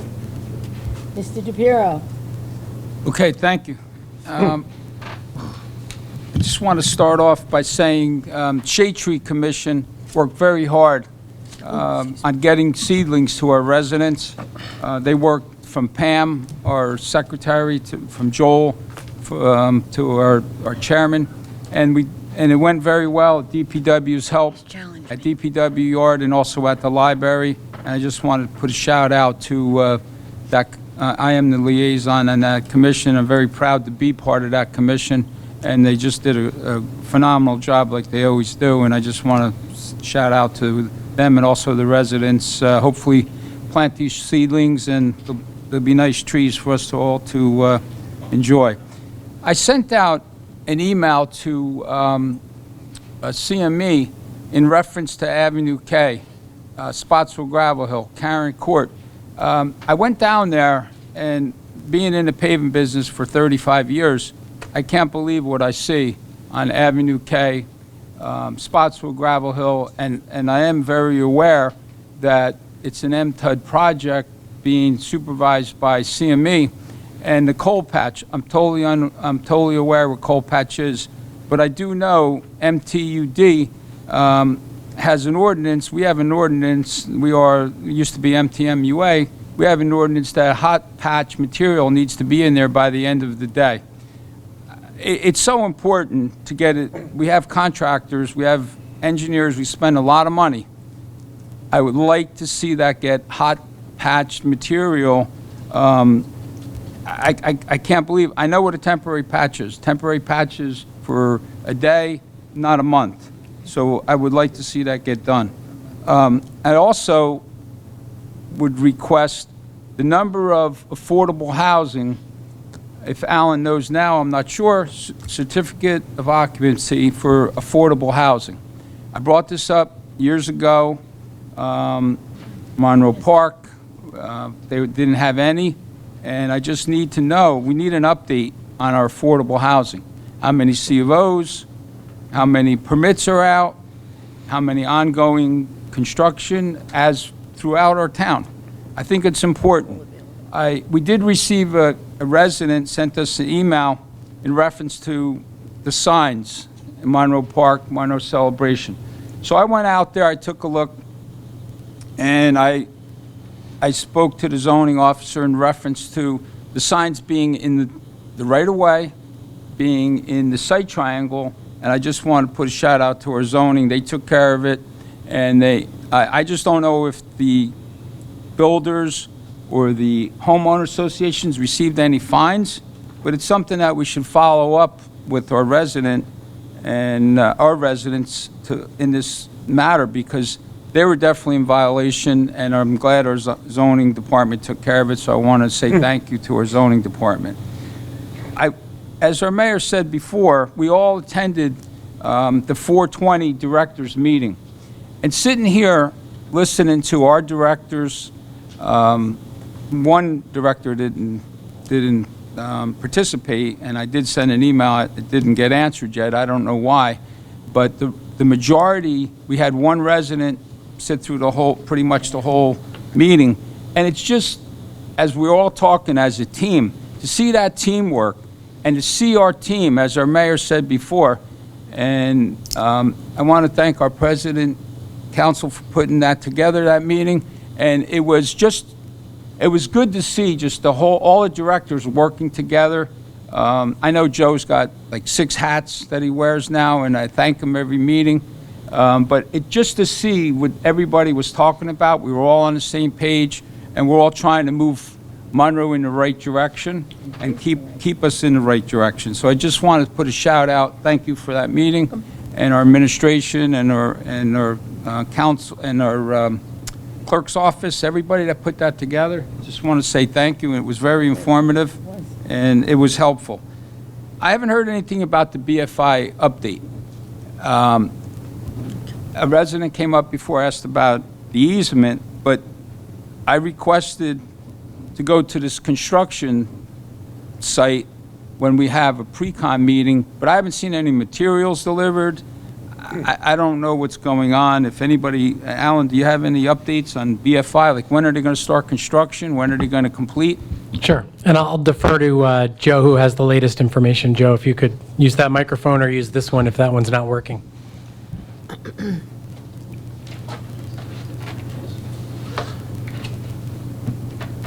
the button. You want mine? Kept going out on me. You have to turn it on. You want me to? Yeah. There you go. Okay. Welcome. Excellent question, Councilman. I do know that based on an update that I received, in fact, this morning, we will be getting deliveries this week of 16,000 feet of pipe to pump station number 6. That's the 10-inch casing and then the 6-inch carrier pipe that will go into the force main construction. I would anticipate once that's delivered that they will start laying out and fusing the pipe. There's a couple of design issues that they found as a result of the test pits that were drilled along the pipeline route, where we do have some low spots, and we're working on that to eliminate any air release valves, because I don't want them along the entire route. But I would venture to say that within the next 2 weeks at the latest, we should start seeing construction and drilling begin on the force main. Joe, were there any conflicts when they did those soil borings with any other utilities? Yes, that was the reason why they ended up redoing the route, so that there were some low spots in the air release valve, just a couple of areas. But again, the contractor bid it based on the way it was designed, and we're holding them to that. So we can work around that. The send and receive pits will have to be a little bit longer, but we can manage that. How about, is there any high water table we have to be concerned about that these pipes are going to be sitting in? Based on the test pits, nothing that the contractor is really worried about at this point. Great, thank you. You're welcome. All right, so I had a couple emails and conversations during the course of the month. One resident suggested, which is a good suggestion, truck traffic. We tried, I know we're still working on 3 streets to try to get truck traffic removed. One, where my office is, I cannot open my windows because the amount of trucks that go past there all day. I do not live there at that office, but I'm concerned after this one resident did send me an email, and I'm not sure if he sent it to anyone else, but maybe we can put a time frame on truck limits of like a 4-ton truck, a 10-ton truck. If we can put a time frame, was the resident's suggestion. So I just wanted to bring that to everyone else's attention. The resident did talk to me at the last council meeting and also sent me an email. I also received conversations, phone calls, and emails from Diane and Michael Smith, Bordentown Turnpike. They're waiting for our township engineer to get back to them in reference to flooding from the new warehouse on Cranberry South River. So if you could reach out to Center State, Diane and Michael Smith, they've been on Bordentown for over, his dad's been there for probably 70 years. So they have a long time, and the cranberry bogs there. I did speak to Mark Razumowitz. He did call me about the beacon on Monmouth Road that Terry was just talking about. Monmouth Road being, with the speed bumps that he brought up the last 2 meetings. And he said that Jerry Tague finally got them the beacon to work during the hours by the rec center. So hopefully that will help the traffic and also our police to patrol. And he also said about the park on Prospect Plains, they're waiting for the playground equipment, and hopefully it will be there within the next week. And Alan, I know you didn't say anything, but I just wanted to bring that up. I didn't remember this, what he did. I got the budget, and I had some questions. One question, we did ask the director who does tax collection. I wanted to know where the rollback taxes go. I looked in, I couldn't find the income on rollback taxes and also the tie-in fees for the water and the sewer. So if someone can give the, I don't know if you know that, Alan, if the tie-in fees for water and sewer, where does it go into our budget? Would you like him to answer now? Because are you wrapping up? Because Yeah, you I'm look wrapping like- up. Okay. I don't know if he wants me to answer now. So everything will be listed, everything is in our AFS, and when we meet on the 10th, I'm happy to go through and show you where everything is for that in our annual financial statements for every year. All those are included in there. Okay, but Included in our budget as well. I know I'm meeting with you, but, I mean, can we tell our residents, like, where rollback taxes go? Where does tie-in fees for water and sewer go? I mean, it's a lot of money. It is my understanding, and our attorney sitting to my left, who's as cold as I am in this room, by the way, the budget will be introduced at the council meeting. The council will, when the council adopts the budget, it becomes its budget. There is a public hearing for everyone, and it will be an appropriate time for all of us to ask very direct questions, in addition to the meetings that we will frequently have with George, et cetera. There's something, George, you believe is appropriate for that? Yeah, we can absolutely answer. It's all available. That's fine, but I just want to make sure that we don't exceed where it is we're going with this, that I get reminded. Sure. And George, if you want to just come up and explain where rollback taxes, how it rolls into the AFS and ultimately the budget, and connection fees as well, if you want to use that one over there. Annual financial statement, I apologize. It's all on our website. Under departments and organizations, you can see every AFS and budget for the township. Rollback taxes is really just part of our tax levy. Sure. Microphone, George. You got to turn it on. Can't hear you. I think it's going to work anyway. Yep, I'll do it. Apparently it goes off too quickly, so it needs some batteries, but see if we can. Apparently, no, all of us need a course in microphone. See if that. Thanks, Mark. Okay. All right, roll. Thank you. It's part of our overall tax levy. In October, we sent out added assessment bills. That's kind of like with that. So it all gets part of our overall tax levy. Although not anticipated, it becomes part of the general tax revenue that the town collects. So it's kind of like over and above. And you can see it in the AFS. Yeah, right. Yeah, and rollback taxes are not something you get all the time, especially, a lot of them. And as far as I think you're talking about connection fees, the water sewer connection fees, the tie-in. I assume that's what you mean. That's just part of the overall water sewer revenues, with all the user fees and everything else. It's not really broken out separately, but it becomes part of our overall water sewer general revenues that we collect. Okay, thank you. You're good. The last thing I just wanted to say is I wanted to wish happy Mother's Day, grandmothers, great-grandmothers, thank you. and mothers-to-be. Have Mother's a Day. happy Mother's Day. Thank you. And it should be Mother's Day every day. It always is. Send presents.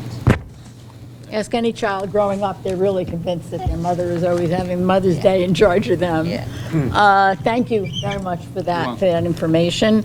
Before we move to the mayor's report, which is listed here, I was very much appreciated and glad all of my colleagues on the council enjoyed the way we did the budget, the information session, where we had an opportunity to actually listen in detail to the work that was going on within all of the departments. And it makes reading the budget much more meaningful, because the figures have relevance to the actual work you have heard that people are doing. We had only one of our residents who chose to be here and then ask questions, and that was certainly welcomed. We would hope that next year when we do this again, that we have even more residents who choose to be here that evening, because it was certainly very, very informative. The Affordable Housing Board, it's met earlier this month. You know, we approved a number of rehabs for houses that were flood damaged in Rossmore, and we were very pleased because we were able to get the work done very quickly to get the awards out so that the work could be done for these folks. It was a labor of love by all of the people who were involved to assure that we provided assistance in a more meaningful manner, in the most meaningful manner that we could, and it worked very nicely. I was also present when, at the run, as my colleague said, we were giving out snacks. And I thought the cutest thing I saw of all the adults running and riding, rather, on their bicycles was a child on a scooter with her father cheering her on and waving a flag and figuring that she'll be there on a bike in a couple of years. And so it was very nice. And we did receive many positive comments from everyone about the joy of that. And I know that the mayor has indicated there may be a second bike ride occurring at another time, and the Health Advisory Council is going to give out vials of life at National Night Out in August. So as events unfold, everyone will certainly be informed about them. I want to say a public thank you to my colleague on my left, Terry, for always reminding us of where it is that things are so important. We cannot forget what is going on in the Ukraine, and we should not. And I don't think that we have. So, but on that note, I am going to ask the mayor if he wishes to add to the earlier report that he gave. Thank you, Council President. Just to give me a few more minutes, I know I was perhaps a little long-winded earlier in my address regarding the budget, but if you would just allow me just a couple acknowledgements. Absolutely. Nothing truly to hardcore to report on.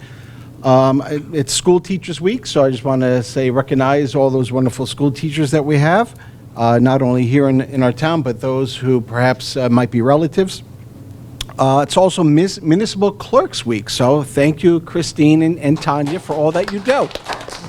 And pass along our well wishes to everybody in the Clerks Department. Again, perhaps maybe an overlooked department, but accolades should be nonetheless.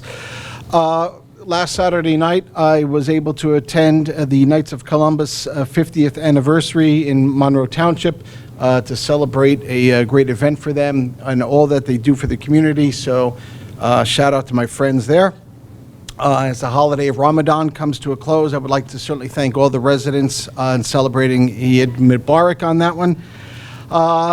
Glad we are applying for the EV charging stations and electric vehicle grants. I bought an electric mower, so that's my first foray into going green. It does a nice cut. And don't know if I'm ready to pull the trigger on a car yet, but obviously that's the way we're going. So pleased with the Costco drive bids. This project will be funded 90% with state dollars, which is always a good thing, which I had mentioned earlier. Reminder, Monroe Township High School Armed Forces Appreciation Day is Thursday, May 26th, and all veterans invited to attend 9 a.m. at the high school. Please take a look at our website and Facebook page. Get the word out to any veteran in regards to if they want to participate. Love to have them there. The American Legion and the Township will have our annual Memorial Day service on Monday, May 30th. Details to follow. And just, yes, the mayor's kickoff event of the bike ride was great. I was so pleased with the turnout. It was more than I had thought it was going to be. The bike ride was great. We did about 4 total miles, and we certainly, I started doing a little pickleball warm-up as well. We might throw a little pickleball, a little volleyball, a little cornhole, and probably another bike ride in the southern part of the town. But it's just trying to get Monroe fit physically. That's important to me, and it's a pledge that I've made. For those Star Wars nerds, may the 4th be with you coming up. Yes. And obviously, I'll finish off with the best holiday, right? Happy Mother's Day to all those who enjoy. Thank you kindly for allowing me just to acknowledge a couple items here. It is always a pleasure, sir, and you know it is so. And at this moment, I would like a motion to open the public comment. I'll make the motion. Thank you. A second on that. Second. Thank you. All in favor? Aye. Aye. Anyone opposed? Good. Please remember, it is 5 minutes per speaker. You state your name and your address for the record, sir. Pete Tefano, 10 Catherine Street. I'd like to make a suggestion. I heard Councilwoman Schneider mention a shuttle bus. I think that's a great idea. It's very needed in town with our senior population. I'd like to know if we can share services with the high school on that bus, because we have a large special needs community that participates in special sports on Mondays, and a lot of those children have to get home. A lot of their parents have difficulty leaving work early to pick them up from special sports, and it would be nice if that shuttle bus maybe can take the kids home after that event. That would be a good thing to do. I'd like to know if the township could look into that. Mr. Weinberg is making notes as you speak. Yep. Thank you. Yes, absolutely. The second thing I wanted to comment was on Councilman Van Zura's comment on the marijuana. Being impaired with marijuana is a very difficult thing to prove, for an officer to prove while he pulls you over during a stop. Being a lawyer, I think you know that. It's a very difficult thing. There's no test. So, of course, it's going to go underreported. I'm not saying that the reports that you got were inaccurate, but it's largely unreported because it's very difficult to prove. Unrelated to these things that you mentioned, it's been a year since I came in here and complained about my property being flooded. The tenant behind me, the person who owns the house behind me put in about 4 foot of clay, sloped it towards my backyard, and for a year I've been getting flooded. I woke up this morning again to 4 inches of water in the house. The backyard, same thing. Councilman Schneider can attest to how difficult that is to live with. I have 5 children in the house, and this is a huge inconvenience to me in my life. I'm part of that 99% of people in this town that pays their taxes, and I'm not getting any help from the township. This has been going on a year, and I ask all of you, if this was going on in your home for 1 year, this is almost a dozen times my house has been flooded now, how would you guys react? This is going on a year. In 1 month, it'll be a year. I've redone rooms in my house 3 or 4 times, and every time it rains, including last night, my house is flooding. So I'd like somebody to please get back to me and get this resolved, because the person behind me has broken the law, and it's affecting my life, and it needs to be addressed by the township. Thank you. Thank you.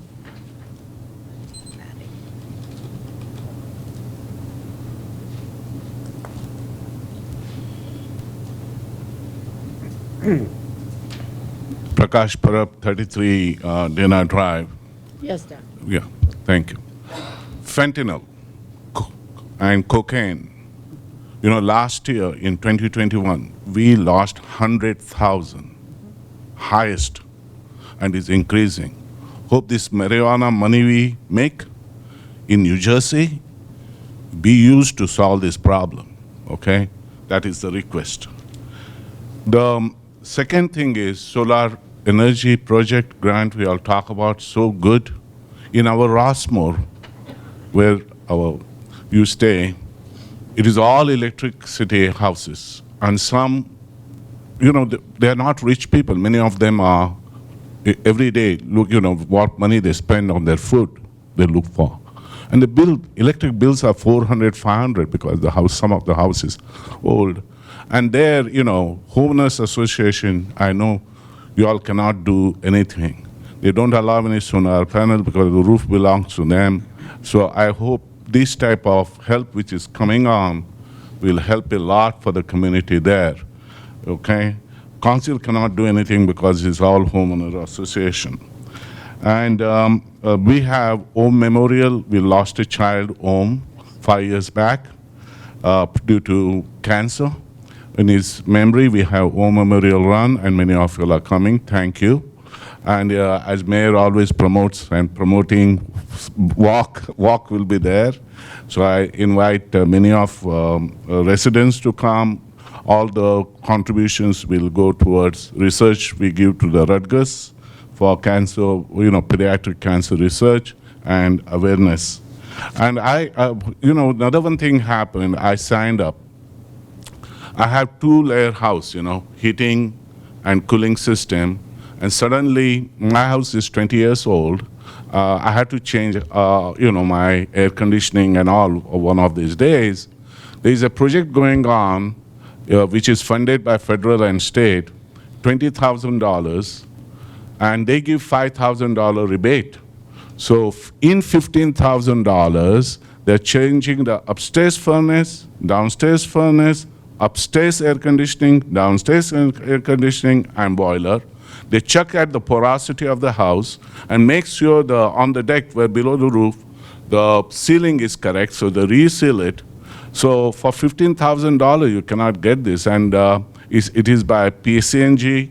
So I think every resident who should look at that opportunity, okay?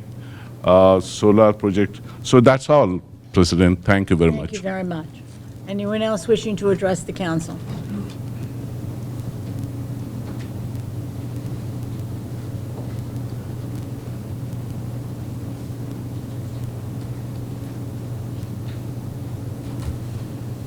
George Gunkelman, 5 Kelly Court. Yes. In the consent resolutions, the 2 items that are related to charging stations or charging stations and/or electrical vehicles. At this point, do we have any intended plan use?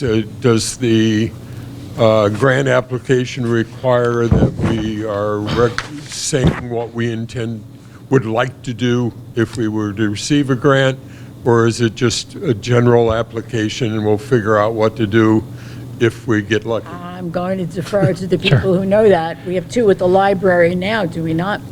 I think 1 at the library. One at the library? Right. But when we apply, we'll be applying for, and I believe it's 3 charging stations. We'll see how many we get. If we get the grant, the charging stations come free, but we have to put them in. So there is a cost to the township side. And then we'll be applying also for, I believe, 3 electric vehicles.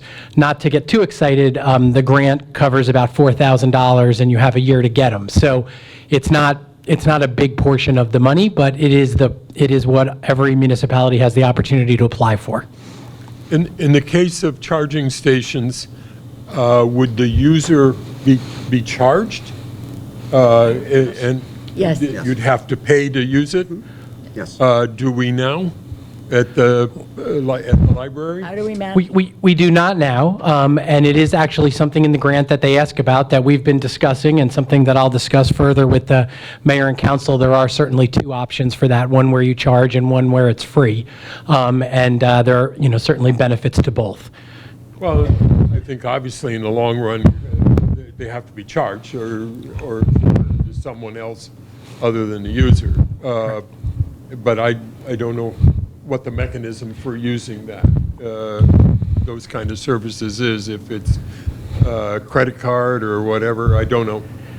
Yeah, But Kevin could probably answer it, but early on, a lot of municipalities were doing them free. Now you start to see some of them starting to charge, and we're in that middle zone now where we have to sort of make that decision. Free certainly encourages more people to use it, whether it be at the senior center, the rec center, the library. Charging probably less attractive to people because I'm sure they could charge it in their own driveway as well. And we're trying to promote electric vehicles, so that'll be a discussion that we have. And some towns are going to go with the free version in the beginning, which may ultimately lead to pay, and some will go right to the pay. yeah, well, I noticed some of the shore towns are not reluctant to make you use a credit card to park nowadays. Well, So- we heard that, all of us, yes. I have a question. Does Monroe receive any help for the food bank from any of these state or county or national food banks? is it all just local donations, or do we get outside support in terms of either goods or money? Yeah, so, Council President, my understanding on that is we do work very closely with what used to be called McFoods and is now called Replenish.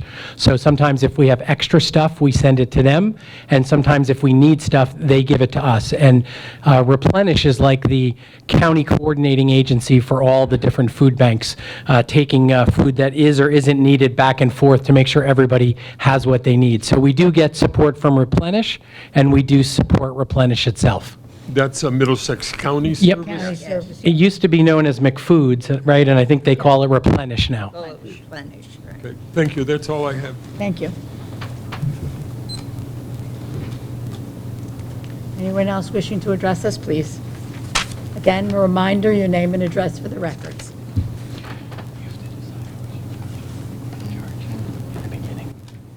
You know? My name is Elizabeth Fagan, 21 Woodcrest Circle, Monroe Township. So I got a couple points that I wanted to point out or say due to all your things. Since I only have 5 minutes, though, I'm just going to just say them. Oh, good. That's fine. Well, then I have a question at the end. So water and sewer cost, I understand it is lower, but I do want to remind everyone that there are several residents that have septic systems. And we are happy with them, but I'm just saying when you divide the amount of residents opposed to the amount of sewer that is collected, a lot of our residents do have septic and we're not tapped into the sewer. So I'm just saying that might be, a false number. We have a lot of public buildings, and we were talking about some today, senior center and the library. But the senior center has a reputation, I personally don't know for sure, but they have a reputation of being hard to get hall space in. And they're also... I didn't understand your word. Hall, like rental hall? Like if you wanted to use the hall, yes. And I have a question of why, which I'm saying it, but you don't have to answer, but why do we have so many halls? I mean, these firehouses we're building are like huge. I mean, it's not a garage anymore. It's I don't even know. It's just overabundant. And I mean, if we're charging so much for this hall space, where is it a public building then, Like, I understand it's open to the public to use, but if the public is paying for it, or you can't get in, like when you run scouts, you need to find a place to have a meeting. Not everywhere is open and accommodating, and these are public buildings that are not open and accommodating. So I'm just saying, why do we continue to build these huge firehouses and huge halls on firehouses when they're not really seem to be utilized? But you don't have to answer today. No. It's just something to think about. Oh, okay. Okay. Sorry, I didn't mean. No, it's fine. Solar, my daughter's college had the solar raised parking lots. They were very nice. And I personally like them much better than the fields, because then when I look at a field of solar panels, I think of what wildlife could be there. Like the coyote that's living behind my house. Maybe he could live move there. to the solar. Okay, so this information meeting, I am so sorry I missed it. I would have loved to have came. I wanted to ask about, we used to have meetings with, it may be too big now, but have we considered going back to meetings with all of the town entities on a regular basis? Like we used to have all of the senior, like a representative, somebody from the library, the mayor, a council member, and it was televised, on the thing. And we would go through and say, oh, we're having this play this month, or, we're doing this, and that way it brings for a closer community, and just something maybe to think about, And also, the calendar of events on the Monroe website. I see that we're working here with schools. We even bought gift cards for schools. I don't understand why we can't post school events on our Monroe Township website, such as plays and things like that. I don't have a child in the school system, and I'd like to participate and support the school system here. I go to all the plays when I can find out about them, but I'm digging for that information. Now, I understand we don't have anything to do with the Board of Ed's website, but why can't we just post school events on the Monroe website? Just again, another suggestion. Now, 5 minutes is up. All right. I thank you for your time, and I look forward to continuing to get questions from you. Yes, please. Nice ideas. Hello, all. Michelle Arminio, 9 Nathaniel Street. Happens to be in Monroe. Okay. On the resolution R5 2022-151, the Costco Drive Improvement Project, I think that's $569,999.96. Did I hear someone say that part of that money is going to be coming from the state? 90%. Was that one? 90%, yes, ma'am. Okay. So that is, and that's the public road that project is on, right? Yes. Okay. And is that going to help the flooding down there? Apparently, that's a big issue. Mr. A Weinberg. real quick one. I would have to defer to Mark, and unfortunately, he's not there, but they'll certainly. That's fine. We'll get Yep. that answer. Now, I know this is a big project, but does not Monroe Utility Department, not the Utility Department, the Public Works Department have paving machinery? I thought we bought a lot of expensive machinery, and I thought years ago that part of the reason for that was to do some in-house paving. Happy to answer that question. Mr. Weinberg, please. And- Right. That comes to you. Sorry. No, you can. Oh, you wanna but- finish? No, No. I don't want to finish. I want to give him a second so he can answer it the same. Thank you so much. Once you answer that question, are we doing anything if we're not using it for these kinds of projects with our paving? Right. Thank you, Council President. So historically, and even before my time, there was a somewhat significant amount of paving. Some folks would know more than me. When I got here, the paving was limited. We did purchase a paver from a sister town, South Brunswick, for approximately $25,000 to try and see how we could do some of the paving ourselves. It became, somewhat difficult because a lot of our employees who left had specific experience in paving, and some of our newer folks didn't. So the Public Works Director really hasn't had, through COVID and other times, the opportunity to do too much paving ourselves.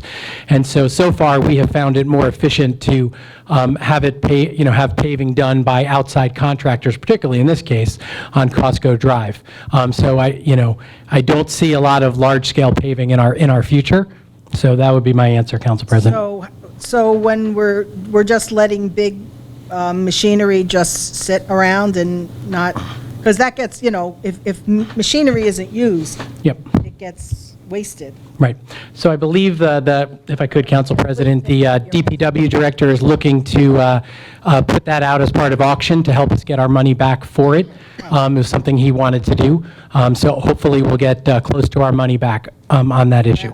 That was a short-lived idea, I suppose. That's unfortunate. Resolution R5 2022-140 on well 25. Where is that located?